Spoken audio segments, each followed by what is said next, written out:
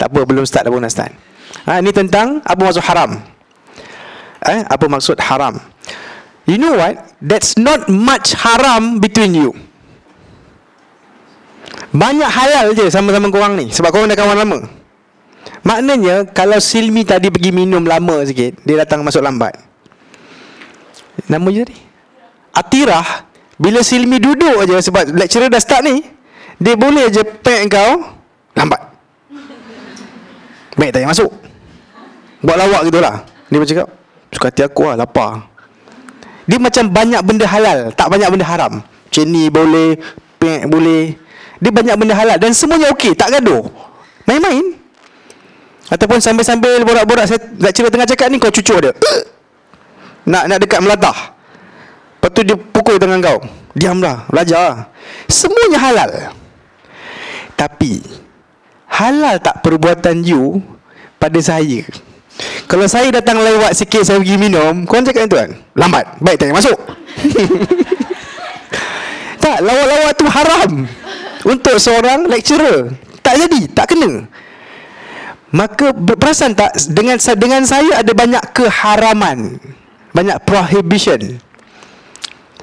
You tak boleh pijak kaki saya, sepak saya, tak boleh. I don't know you, when I'm just a teacher. You come and we share, betul tak? Maka ada unsur haram. Daripada situ datangnya perkataan dalam bahasa Melayu, respect. Apa bahasa Melayu respect? Hormat. Hormat from the word haram. Hormah is an Arabic word. So atas dasar hormat ada unsur haram. So you tak ada nak siku saya, sepak saya, bully saya, perli saya, tak ada. You sama kawan buatlah, semua tu halal. Tapi dengan saya, sebab saya status lain, kita bukan kawan. Saya dengan kawan saya sama macam you dengan kawan you. Tapi saya dengan cikgu saya respect lain sikit, duduk diam-diam. Kalau kawan saya yang mengajar kat depan ni, saya kat belakang, boleh buat lawak kan? Betul ke? Dia kata diamlah kau. Tak apa. Tapi kalau korang yang buat, tak sesuai. Gitulah lebih kurang. Itu maksudnya haram. So haram maksudnya prohibited. That's why dalam semua ibadah, dia ada masuknya haram dan keluarnya halal. Semua ibadah dia ada border. Bila masuk dah haram dah. Kan ibadah ada benda tak boleh buat. Contohnya puasa, boleh makan tak? Jadi haram untuk makan kan? Maka waktu you dah azan subuh tu, dah startlah haram, kemudian nanti halal keluar dia. Sebab itu dalam solat kita panggil, waktu jalan boleh cakap, borak, anak kau masuk MRSM apa semua boleh, semua boleh. Waktu you dah berdiri boleh cakap lagi, masih boleh. Lepas ni kita pergi minum okey. Tapi bila Allahu Akbar dah, lepas ni pergi minum sambung, Alhamdulillah Rabbil Alamin, tak boleh. Sebab takbir yang mengharamkan sudah you dibuat, takbiratul ihram. Apa yang menghalalkan? Assalam. Nabi sebut dalam hadis yang sahih, tahrimuha at-takbir wa tahliluha at-taslim. Yang mengharamkannya ialah takbir, yang menghalalkan ialah taslim. Dalam umrah ataupun haji, ambil umrah lah. Masuk umrah kat mana? Kat Malaysia ke? Belum lagi. Bila you berihram untuk masuk ke miqat, startlah ihram, startlah haram. Tak boleh nak cukur-cukur rambut, potong misai, tak boleh. Betul tak? Suami isteri tak boleh kahwin, tak boleh. Tak boleh pakai kasut yang penuh dan sebagainya, jangan. Tak boleh pakai baju t-shirt yang berjahit-jahit semua tu. Kemudian akan ada unsur halal keluar daripada tu. Apa dipanggil? Tahlul. Agak-agak tahlul daripada perkataan apa? Halal. So ihram, tahlul paling mudah untuk faham. Tak boleh, boleh. Tu je. Dan halal tak bermaksud benda tu baik pun. Sebab kalau saya kata, Sister Atirah, darah awak halal ya, itu maksudnya apa? Maksudnya saya boleh bunuh awak. Darahnya halal, maksudnya boleh bunuh, boleh. Kita ni semua darah kita haram, tahu tak? Maknanya orang tak boleh ganggu kita. Saya saja tak boleh. Maruah kita, harta kita, darah kita ialah haram. Seorang Muslim haram ke atas Muslim yang lain dari segi hartanya, maruahnya. Faham tak? Haram untuk saya mengumpat awak, fitnah awak. Sebab itu maruah awak. Untuk tuduh awak. So haram. So kadang-kadang halal tak bermakna baik pun. Maknanya buruk. Nak ceritanya, ada banyak perkataan dalam bahasa kita dan bahasa orang lain, Arab apa, maksud dia neutral asalnya, tapi diberikan maksud buruk atau baik kemudian. Macam mana orang Melayu faham haram means bad, sebenarnya tak. Haram simply means cannot. So kenapa babi itu haram? Haram dimakan, betul tak? Dia tak boleh, prohibited. Begitulah zina haram kerana it's not allowed. Soalan? Tak ada. So dah faham dah pasal haram. Muka macam relax je, macam aku dah tahu semalam. What's new?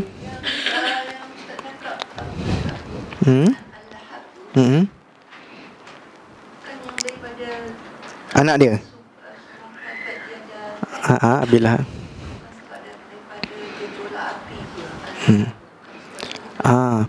bagus juga soalan sister.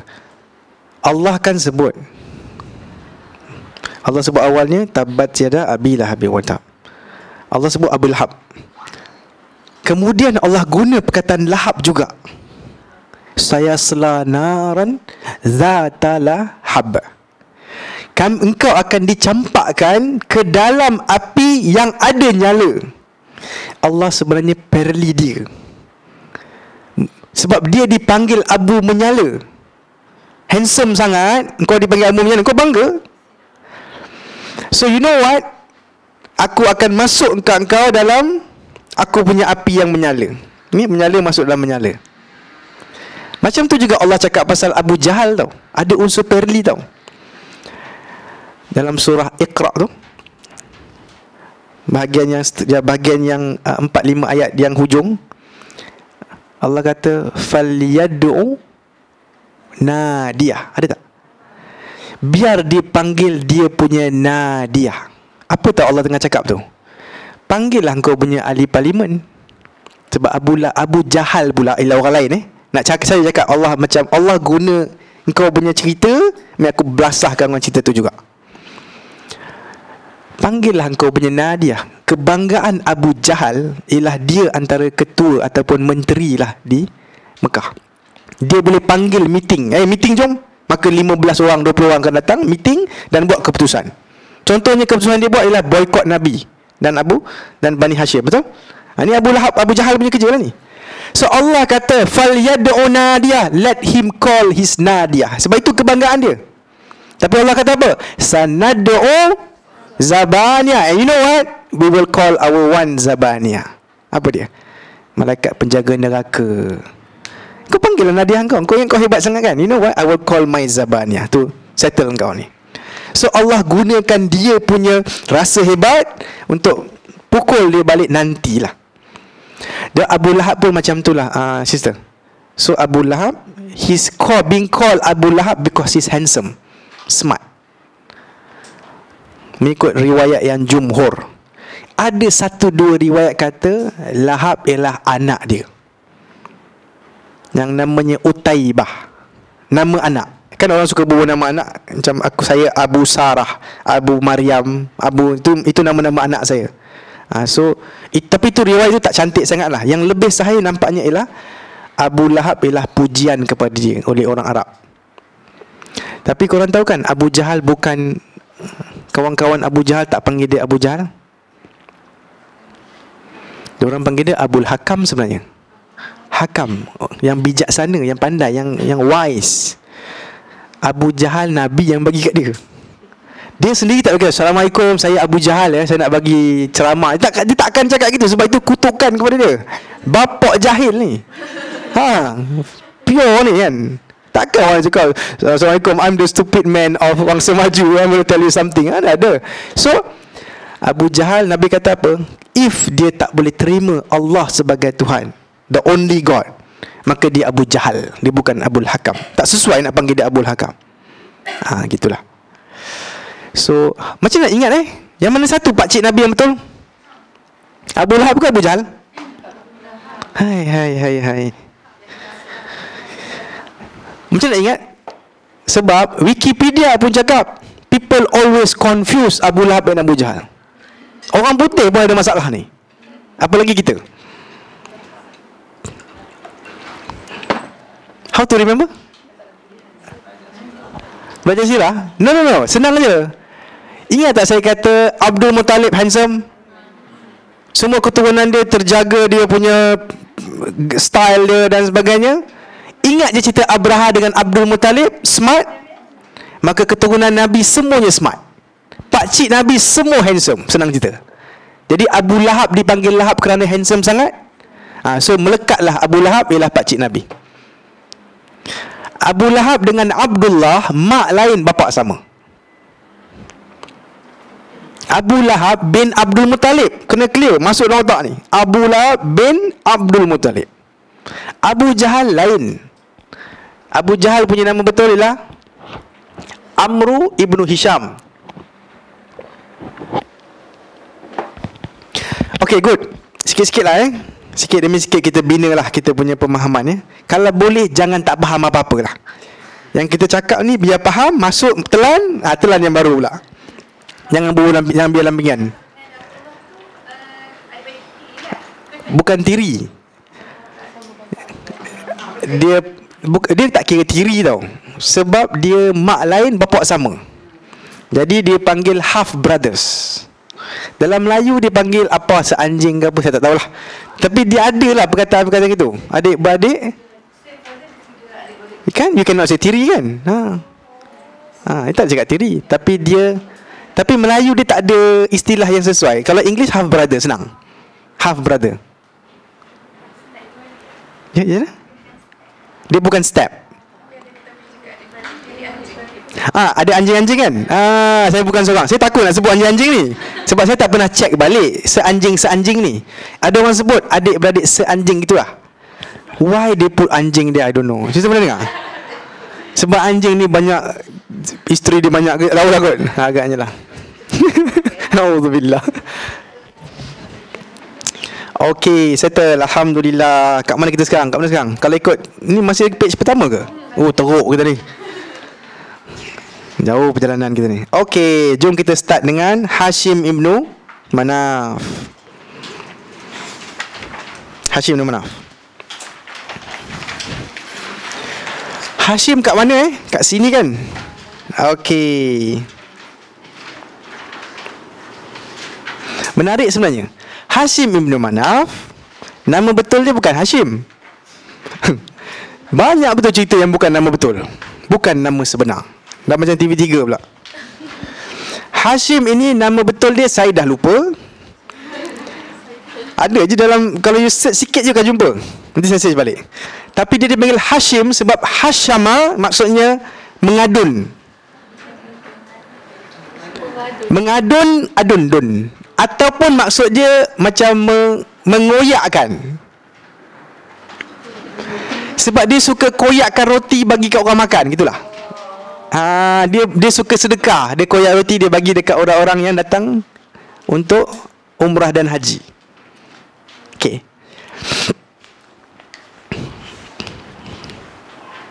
Okay, Hashim.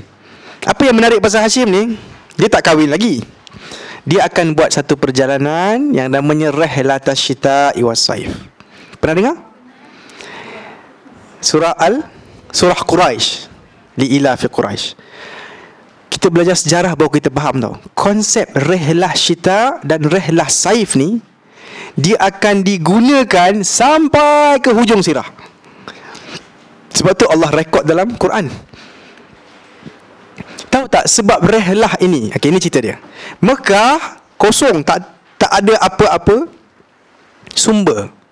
Mekah ni ada Kaabah je. Selain daripada tu, manusia tak payah duduk kat Mekah sebab sungai tak ada, apa pun tak ada. Hadakan Zam-Zam je lah. Tapi pokok tamar tak cukup, pokok zaitun tak ada. Nak ceritanya Mekah ni macam Singapura lah, bagi kita faham.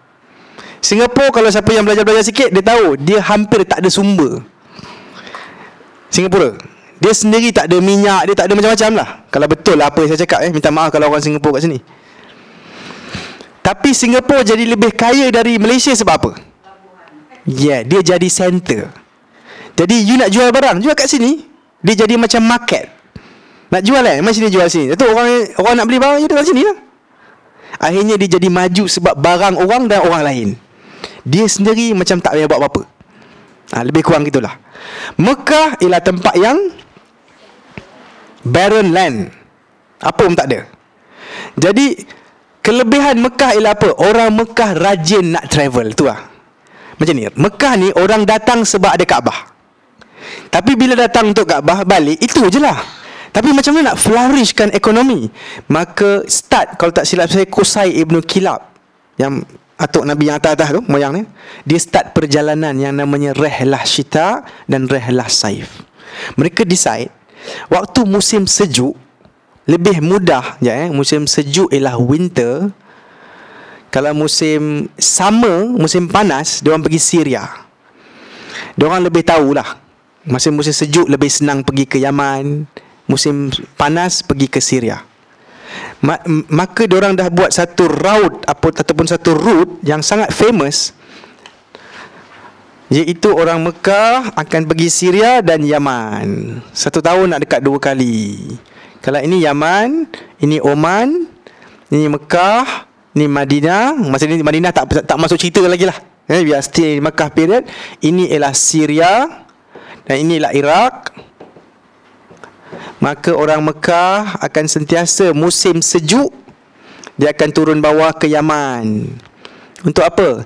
Jual barang kat Yaman dan beli barang Yaman, naik atas dan jual barang Yaman dekat sini. Kemudian nanti musim panas, dia akan bawa barang Yaman tu naik atas sini, jual kat Syria. Beli barang Syria, bawa balik ke Mekah. Siapa-siapa nak beli barang Syria kat orang keliling ni, datang ke kita punya pasar. Akhirnya diorang jual pun ya, home delivery pun ya. Maknanya orang Syria tak payah pergi Yaman, sebab orang Mekah dah buat kerja dia dah. Orang Yaman tak payah pergi Syria, kita bawa barang Syria kat you. Orang duduk keliling ni boleh beli barang Syria dan Yaman, tapi barang Mekah tak ada. Kita faham kan? Barang Mekah tak ada. Sampai sekarang Mekah tak ada produce tau. Made in Mekah. Kalau kita duk beli kopiah bagi kat orang dan 20 dalam kotak tu, baca belakang made in China. Tasbih pun tak buat di Mekah, kena tipu kita. Yelah, kita mesti ingat yelah barakah kan datang di Mekah. Nak ceritanya bukan tak ada barakah, tapi made in China sebenarnya. So serban-serban tu semua bukan buat kat Mekah kan. Banyaklah. So tak apalah. So Mekah ni sebab inilah dia akan hidup. Itulah dia punya lifeline dia. Talian hayat dia ialah Rihlatas Syita'i was Saif. Sebab tu Allah rekod surah Quraisy. I will tell you the whole tafsir nanti. Oleh dua surah ni kita akan cerita nanti So Hashim is one of orang Quraisy. Dia akan buat travel macam biasa lah. So satu zaman tu Hashim akan naik atas ke Syam. Tapi Hashim macam biasa, bila dia naik Mekah, lupa nak cakap, as opposed to Mekah, Madinah ke atas ni negeri lain, 350 km jauhnya. Cuaca berbeza, pokok lagi banyak, lebih basah, lagi banyak air dekat Madinah. So dia lagi sejuk lah kat Madinah, lagi best lah. Sebab itulah orang Mekah kalau travel ke atas, RNR dia mesti Madinah. Dia mesti akan berhenti kat Madinah untuk enjoy makan-makan, rehat 5 hari gitu, sambung atas, replenish lah. Sebab dia 300 km dah jauh dah. So Hashim bila travel ke atas, dia akan RNR di Madinah. Macam semua orang duduk-duduk kat Madinah, mata dia ternampak seorang perempuan. Dia tak kahwin lagi, umur 20-an ni. Perempuan itu namanya Salma, kalau tak silap saya. Betul tak? Saya tulis tak? Salma binti Amru. Madinah, tapi dinamakan Yathrib. Adalah tahun tu ada. Ada Aus, ada Khazraj, ada Yahudi.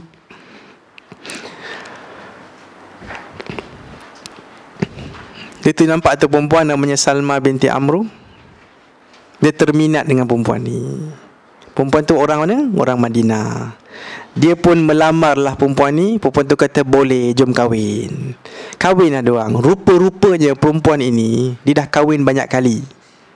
Ikut riwayatnya, dia suka ceraikan suami. Beza kan? Dia ni perempuan yang strong lah. Jadi kalau dia tak puas hati suami dia slow ke lembik ke apa, dia buang. I don't want you lah. Dia terkenal perempuan yang ceraikan orang. Zaman tu kena ingat, tak ada jabatan agama, tak ada hukum syariah, sebab Nabi tak ada pun lagi. Okay, so you must understand, things are different lah. So dia ceraikan suami dia left and right lah. So bila si Hashim dia terminat dia kata okey, dia kahwin. Duduklah kat sana beberapa hari Hashim. Tapi ingat, Hashim ada kerja. Apa kerja Hashim tadi? Dia menjaga. Dia nak pergi mana on the way? Syria. Ini baru R&R. So dia sambung naik atas. Dah kahwin dah. Tapi syarat perempuan ni kata apa? You tak boleh paksa saya pergi Mekah. I want to duduk Madinah. You tahu lah dia strong kan? Boleh kahwin, tapi bila kau datang kau jumpa aku. Kalau tidak tak jumpa lah. Sebab aku tak nak duduk Mekah. I like my country lah, my kampung. Hashim kata okey. Bila Hashim travel atas, dia akan sampai ke Gaza. Gaza sebutan betul dia. Yang kita sebut Gaza tu, Hashim akan mati di sana. Manusia mati dalam perjalanan tu benda normal 1400 tahun dulu. Sebab perjalanan tu berat tau. Orang akan sakit, ubat tak berapa ada kan. Not easy lah. Okay, so manusia mati on the way memang ramai. Saudara Nabi ni mati on the way, siapa tahu? Hashim, Abdullah, good. Isteri Abdullah, Aminah akan mati on the way balik di Abwa pula, dalam perjalanan. Dan sebenarnya beberapa orang kat atas semua mati on the way lah. Mati dalam perjalanan benda normal lah. Bila Hashim mati, dia akan dikuburkan di Gaza. So di Gaza memang ada kubur Hashim. Siapa pernah sampai Palestin? Tak nak Mana Palestin? Ada tak kubur Hashim? You heard tak? Tapi tak cari sebab maybe we didn't know kan. Tapi mengikut saya check dalam literature, dia cakap ada kuburnya kat situ. Lepas kahwin. Exactly where I don't know. Tak sampai. Tapi kat Gaza lah. Sister tanya, lepas je Gaza lah. Sister tanya, lepas kahwin, R&R kahwin, sambung perjalanan, meninggal di atas. Maknanya dia sempat beristeri cuma beberapa hari, seminggu lah katakan. Matilah dia. Sampai berita dekat wife dia, okey lah dah mati. Memang standard, mati. Sebab zaman tu mati tu mudah sebenarnya. Orang umur 40-30 mati kan? Dia punya lifespan sangat rendah, sangat kecil. Tapi selang beberapa bulan dia mengandung. Rupanya dia mengandungkan anak Hashim lah. Okay. Keluarlah baby. Baby tu bila keluar je baby tu, dia ada sikit streak of uban di rambut dia. Ada baby yang keluar ada rambut putih sikit. Maka baby tu dipanggil Syaibah. Syaibah means orang lelaki tua kan, Syaibah orang lelaki tua. So baby tu dipanggil Syaibah. Okay, clear. Duduklah baby tu di Madinah. Saya kena buat lukisan sikit ni, baru kena faham. Madinah dekat atas, Mekah kat sini.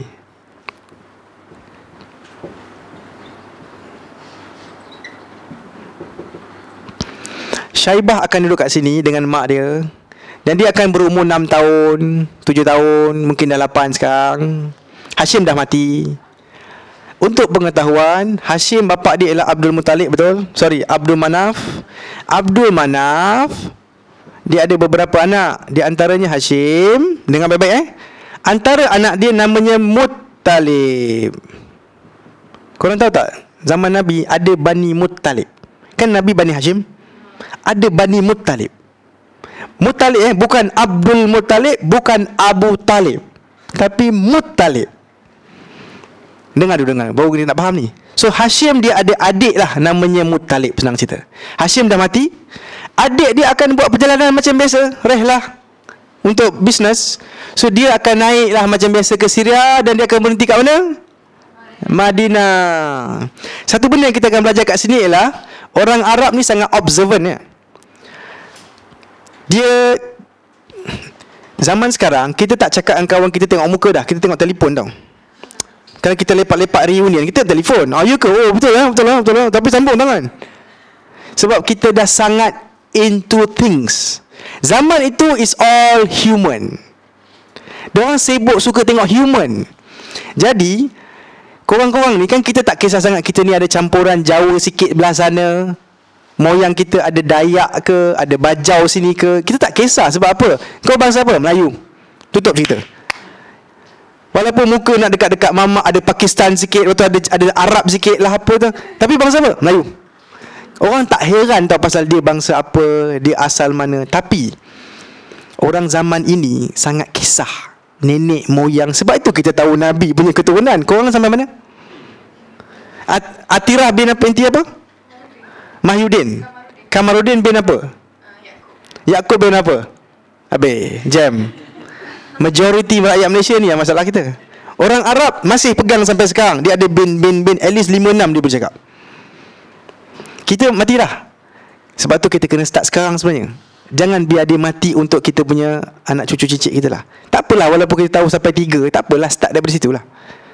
Dan sekarang lah korang kena interview makcik-makcik korang yang dah tua tu, atuk nenek korang, kena tanya dia punya moyang lah. Kalau tidak, history will just die.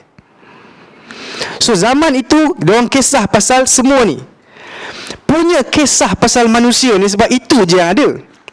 Okay? Tak ada phone, tak ada iPad, tak ada Samsung. Diorang akan perhati satu orang kan, aku rasa kau ni mesti ada sikit Rom campur Parsi, ada Arab sikit. Faham tak? Kalau hidung macam ni mesti ada Pakistan sikit. Orang gitulah. Punya diorang suka perhati. Muka pun tak payah tengok, tunjuk kaki cukup. Betul. Dia ada ilmu nama ilmu Qiyafah, very specific, bayangkan. Tengok kaki boleh tahu ini memang Khazraj punya keturunan. Ini mesti Madinah bukan Mekah.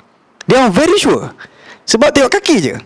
Ada riwayat hadis sahih, Usamah bin Zaid dengan Zaid ibn Harisah anak beranak. Ini anak kepada Zaid. Tapi problem dia ialah Usamah gelap. Tak silap saya, Usamah gelap. Zaid dia agak putih. Sebab Zaid akan kahwin dengan Ummu Aiman, black. So anak dia gelap, tapi Zaid macam putih. So banyak orang akan macam, betul ke kau anak bapak kau? Main-main gitulah. Nabi tak suka orang cakap macam tu. Sebab Nabi sangat sayang pada Usamah. Nabi layan Usamah macam cucu dia. Sebab itu memang cucu angkat pun. Sekali tu ada orang pakar kaki. Lalu sebelah Usamah dan Zaid tengah tidur, tapi dia punya selimut terangkat kakinya. Nampak kaki dia, si pakar kaki tak tahu siapa duduk tidur tu. Dia tengok kan, walaupun warna lain, ni anak beranak ni katanya. Lepas tu dia jalan. Nabi punya happy sebab dia cakap ni anak beranak. Sebab orang duk bising-bising apa, betul ke sama kan. Orang suka main-main gitu kan. Nabi tak suka lah orang cakap pasal Usamah macam tu. Ni hadis sahih. Nabi punya happy, dia akan pergi cerita ke Aisyah. Aisyah, kau tahu tak hari ni jadi apa? Tadi ada pakar genealogi lah kan, pakar genetik lah kan.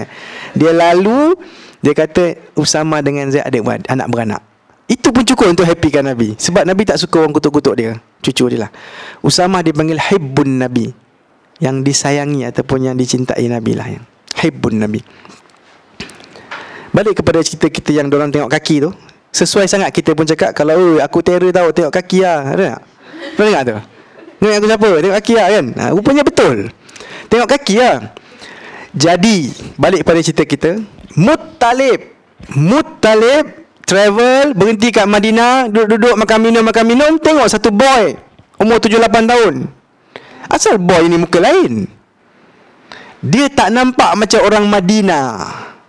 Dia panggil, boy mari sini. Sebab dia kata something wrong dengan budak ni. Boy mari sini. Boy pun datang. Uncle pun tanya, engkau duduk, engkau nama apa? Dia kata Syaibah. Oh, bapak nama apa?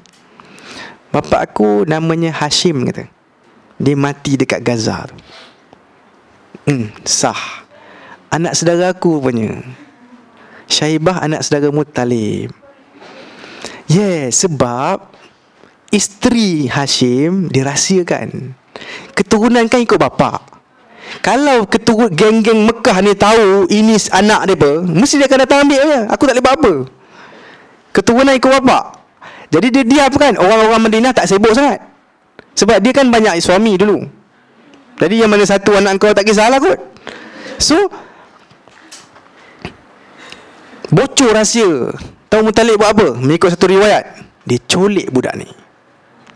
Tak jadi dia pergi ke Syria, dia terus balik. Dia colik budak ni, tapi dia tipu lah budak. Bukan tipu, dia akan bagi gula-gula lah. Gula-gula. Dia cakap, boy, you tahu tak, you ni asal Mekah tau, yang ada Kaabah tu.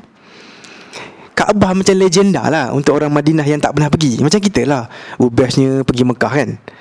Tahu tak, engkau asal orang Mekah tau, engkau orang besar-besar, engkau boleh jadi raja dekat Mekah satu hari nanti. Dia puji, dia cakap benda besar-besar. Memang betul pun. Boy ni memang akan jadi raja. Saya akan cerita nanti. Nama dia Syaibah. Boy ikut ke? Ikut. So boy pun ikut uncle ni. Pakcik dia bawa boy masuk ke Mekah. Mengikut riwayatnya, orang akan tanya, Muttalib, tu siapa pula kau bawa tu? Hamba ke? Hamba kau ke? Sebab kan orang pergi ke pasar, dia beli ikan, sayur dan juga manusia. So betul tak dia pergi pasar kan? Boleh beli apa-apa. Petai boleh, manusia boleh. So ini manusia. Orang tanya, hamba ke? Mengikut riwayat dia diam je. Ataupun satu riwayat kata dia kata ya. Dia malah cakap banyak sebab dia baru lepas culik orang kan. Dia janji dia masuk Mekah dulu. Nanti kita sembang lain lah. Sebab dia kelang kabut, maka orang melekat, orang ingat Syaibah itu hamba Muttalib. Maka melekatlah nama, kalau bahasa Arab, hamba Muttalib ialah Abdul Muttalib. Maka melekatlah nama Syaibah Abd Al-Muttalib sampai hari ini. Yang kita pun tak tahu Abdul Muttalib itu sebenarnya bukan nama sebenar. Jadi Abdul Muttalib, atuk Nabi, sebenarnya nama asalnya Syaibah, tetapi orang ingat dia hamba kepada uncle dia, Abd kepada Muttalib. Maka melekatlah dia Abdul Muttalib. Orang yang bernama Abdul Muttalib tak ada zaman sebelum dia dan selepas dia. Tak ada siapa nama Abdul Muttalib. Sebab siapa asal nak jadi hamba Muttalib? Faham tak? Tapi nama itu satu gelaran yang sangkut kepada Syaibah, atuk Nabi SAW. Siapa yang pernah dengar cerita ni? Pernah? Tak pernah dengar? Macam sikit-sikit. Muka korang semua macam saya tahu dah. Tak tahu? Okay. Oh, itu muka terkejut lah tu. Okay, terkejut tak apa. Ya, macam mana? That you know. Cerita ni tak tahu. Soalan sister? Cerita tu habis kat situ je. What happened to Salma tu, Allahu alam.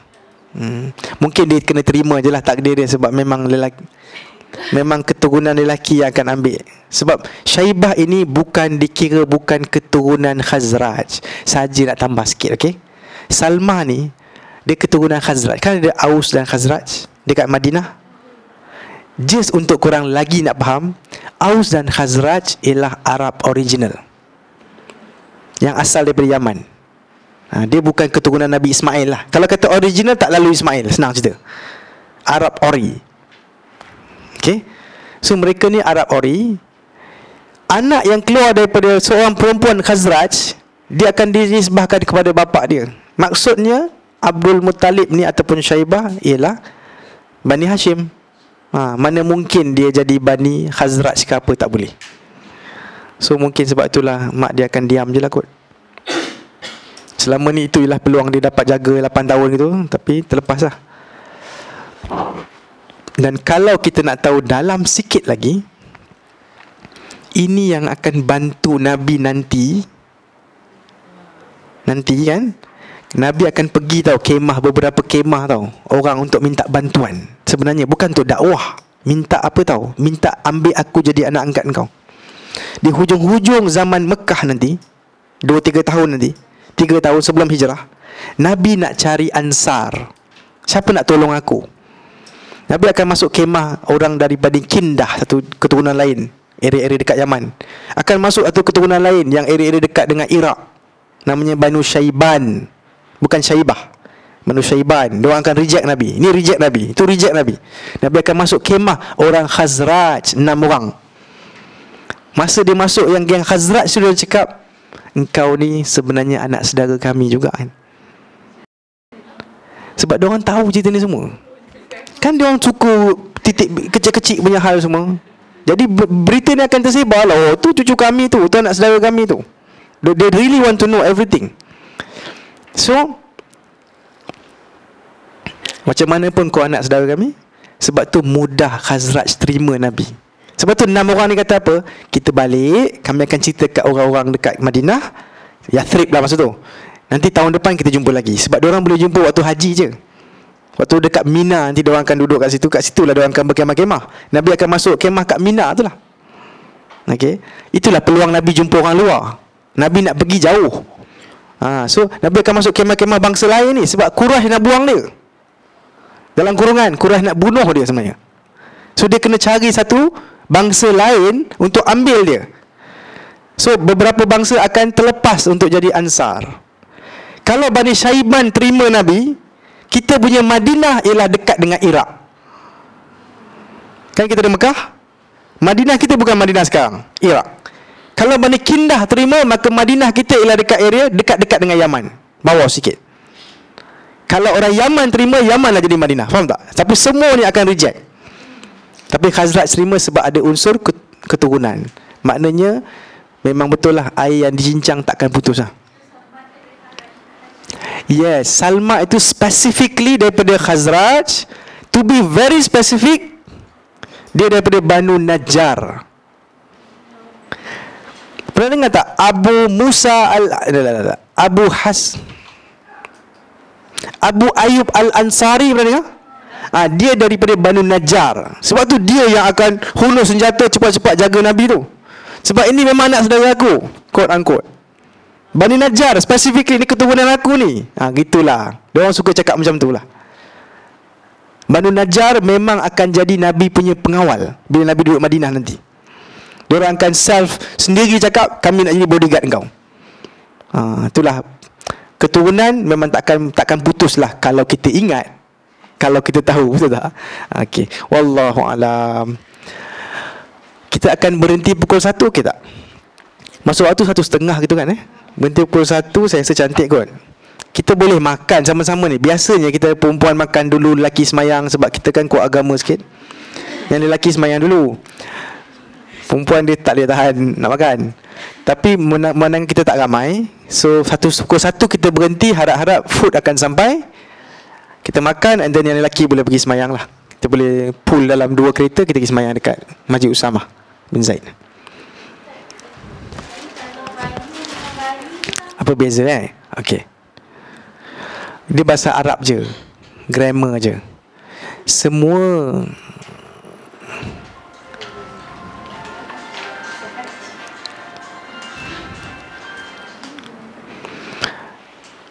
kata nama, semuanya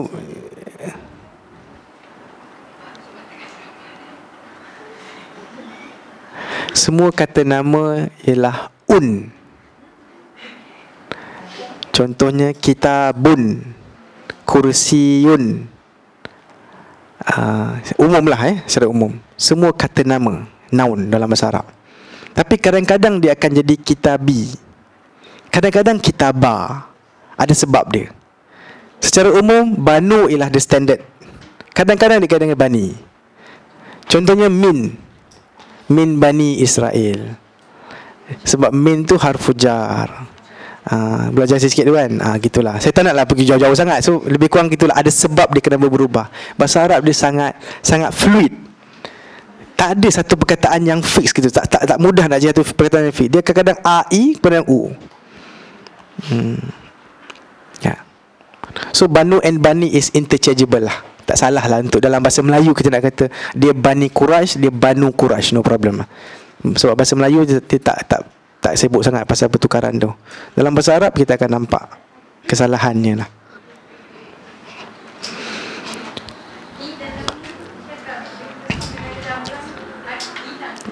Okey, jap. Kita dah cerita, kita dah settle Abdul Manaf, sikit je cerita dia kan. Kita dah settle Hashim kan.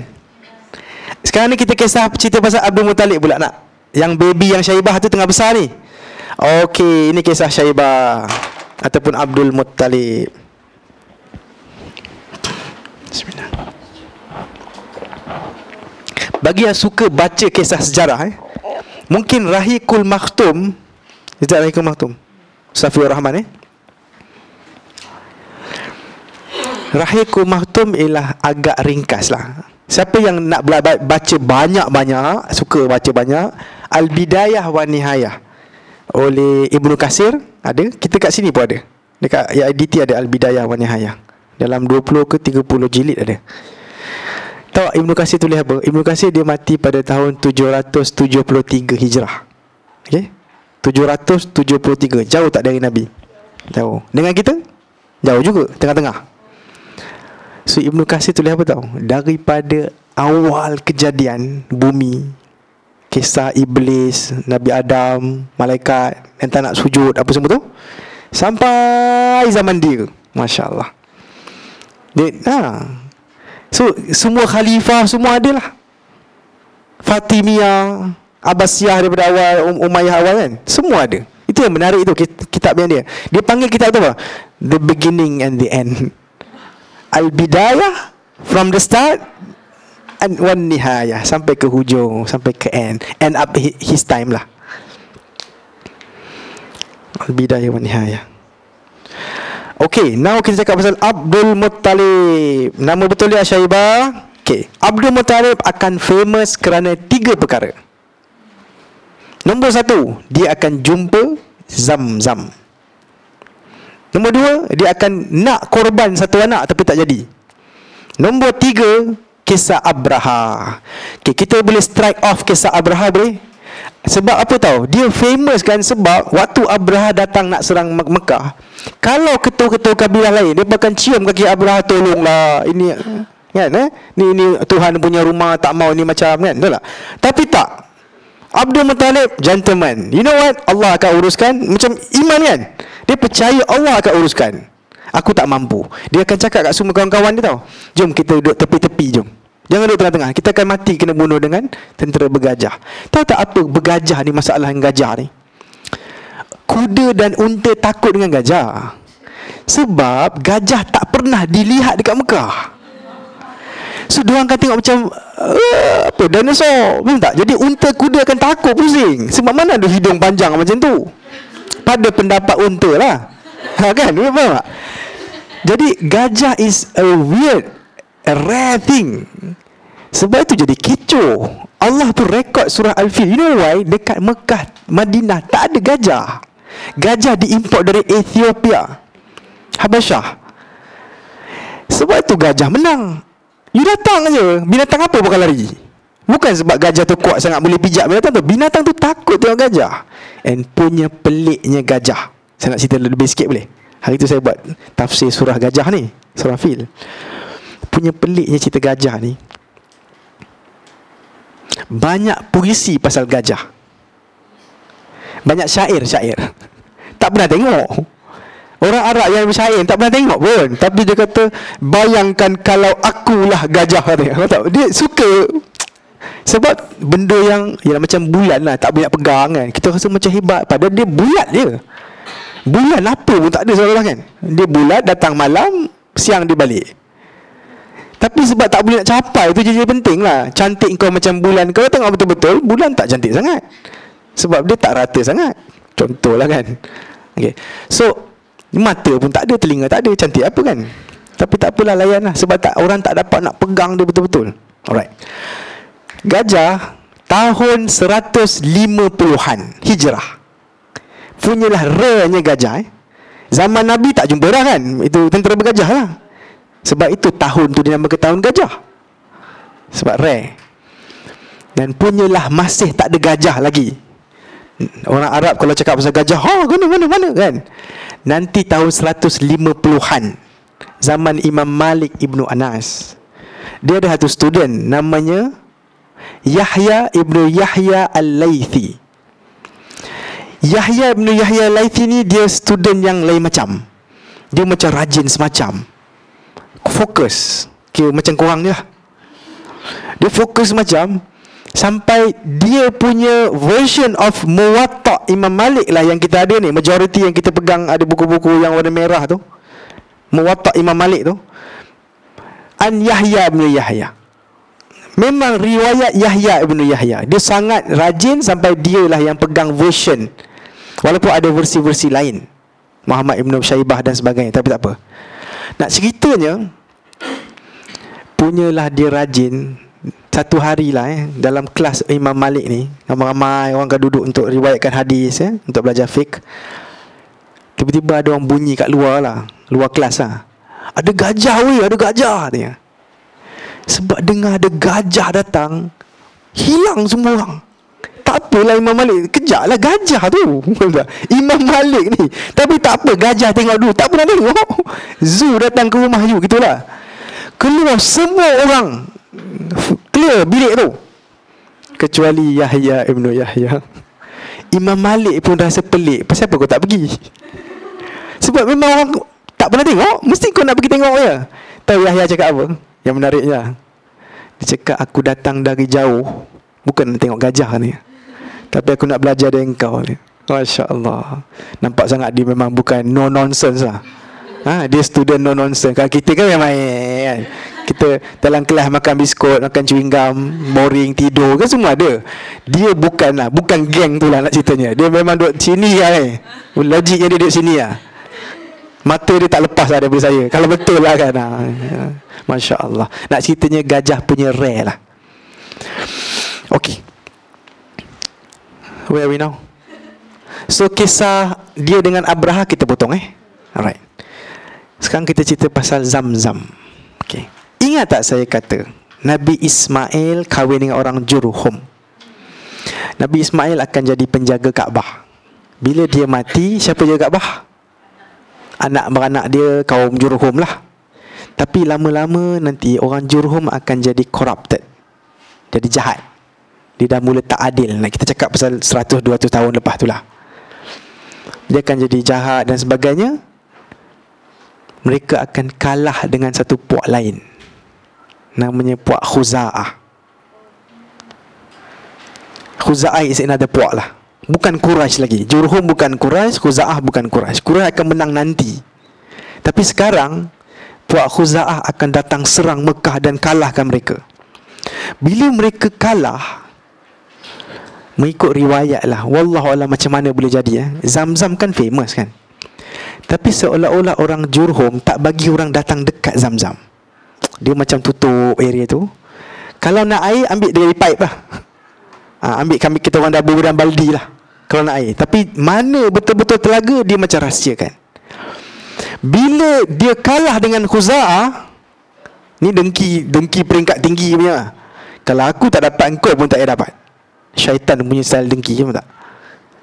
Dengki tahap okey sikit, apa tahu, harap-harap hilang lah barang kau tu. Tapi tak, kalau aku pun tak ada, engkau pun tak patut ada. Gitulah kan, itu dengki peringkat tinggi lah. Maka geng Jurhum ni, dia akan kambus telaga Zamzam sampai straight. Orang tak tahu kat mana hujung pangkal dia, tak ada trace lah. Bila Khuza'ah datang, tak ada Zamzam. Tapi jangan lupa, waktu tu dah ada telaga-telaga lain dah, punca air lain dah ada. So diorang guna punca air lain, Zamzam dilupakan. Selang beberapa ratus tahun, Zamzam akan jadi legenda aja. Macam satu dulu-dulu kan, kami pernah ada Zamzam, tapi kat mana entah betul ke. Macam cerita hantuah Hang Jebat. Kami dulu ada kan, orang Melayu kan, berdabik-dabik, kita ada hang tuah. Kejap-kejap, hang tuah ni Melayu ke? Itu pun tak pasti lagi ni.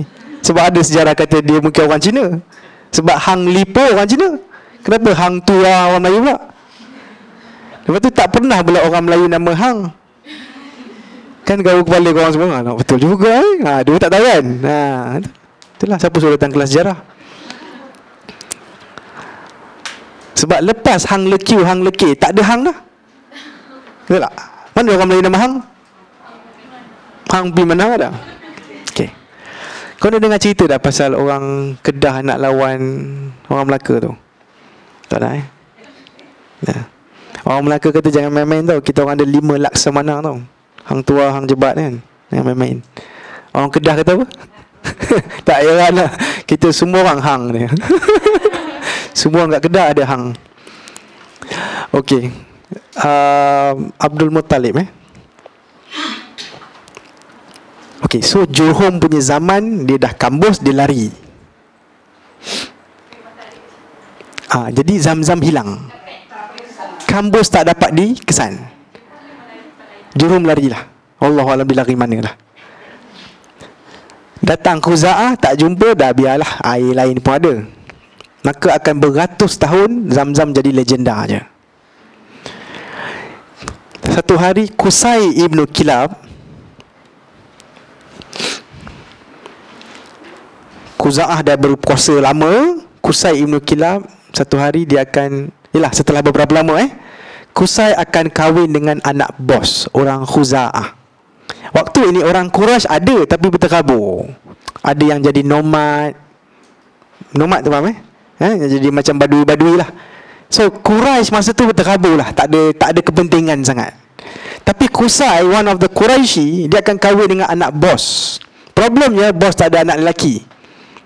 Jadi Qusay jadi orang penting, walaupun dia bukan orang Khuza'ah. Khuza'ah sebangsa lain Tiba-tiba bos mati. Dia ketua kabilah ni, dia penjaga Kaabah.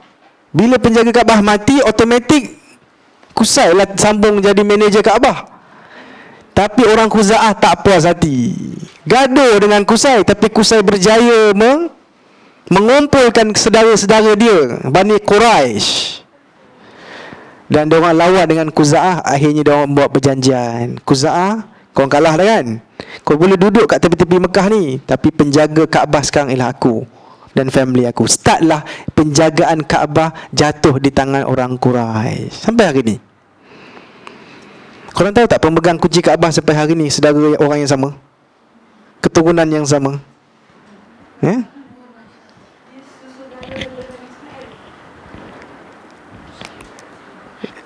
Dia orang Quraisy, so mesti dari Ismail. Asy-Syaibi ni ialah Banu Syaibah. Tak ada kaitan dengan Syaibah